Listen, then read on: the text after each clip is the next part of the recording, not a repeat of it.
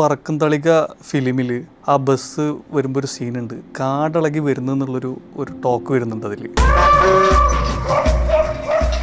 ഒരു കാടളകി വരുന്നുണ്ടല്ലോ. അതുപോലെ തന്നെ ആവും ഇനി ഭാവിയിൽ ബിൽഡിങ്ങുകൾ കണ്ടു കഴിഞ്ഞാലും ആളുകൾ പറയാം. എന്താണെന്ന് വെച്ച് കഴിഞ്ഞാൽ ഇപ്പോൾ ബിൽഡിങ്ങുകൾ ഉണ്ടാക്കാൻ വേണ്ടി ഒരുപാട് മരങ്ങളും ഒക്കെ വെട്ടി മാറ്റിയിട്ടാണ് അവിടെ ഉണ്ടാക്കുക. അതുമൂലം തന്നെ പല സ്ഥലങ്ങളിലും ഇപ്പോൾ മേജർ ടൗണുകളിലൊക്കെ ഇപ്പോൾ ഡൽഹിയിലൊക്കെ പൊല്യൂഷൻ ഒരുപാട് ഹൈ ആണ്. അപ്പോൾ അതിനൊക്കെ ഒരു സൊല്യൂഷൻ ഇനി എന്ന് പറഞ്ഞു കഴിഞ്ഞാൽ ബിൽഡിംഗ് ഉണ്ടാക്കൽ എന്തായാലും തടയാൻ പറ്റില്ല. നമുക്ക് അതിലേക്ക് മുറിച്ചു മാറ്റിയ മരങ്ങൾ എങ്ങനെ ഇതിലോട്ട് കൊണ്ടുവരിക എന്നുള്ളതാണ്. ഇപ്പോൾ ഒരു എക്സാമ്പിൾ പറയുകയാണെന്നുണ്ടെങ്കിൽ ഇറ്റലിയിലുള്ള ബോസ്കോ വെർട്ടിക്കാലെ എന്ന് പറഞ്ഞിട്ടൊരു ബിൽഡിംഗ് ഉണ്ട്. 900 മരങ്ങളാണ് അതിൽ നട്ടിട്ടുള്ളത് മൊത്തം. ആ ഒരു ബിൽഡിംഗ് കാണുമ്പോൾ ഒരു കുത്തനെയുള്ള ഒരു വനം പോലെയാണ് തോന്നുക. പല ഫ്യൂച്ചറിസ്റ്റിക് മൂവീസിലും നമ്മൾ ഇതുപോലുള്ള ബിൽഡിങ്ങുകളൊക്കെ കണ്ടിട്ടുണ്ടാവും.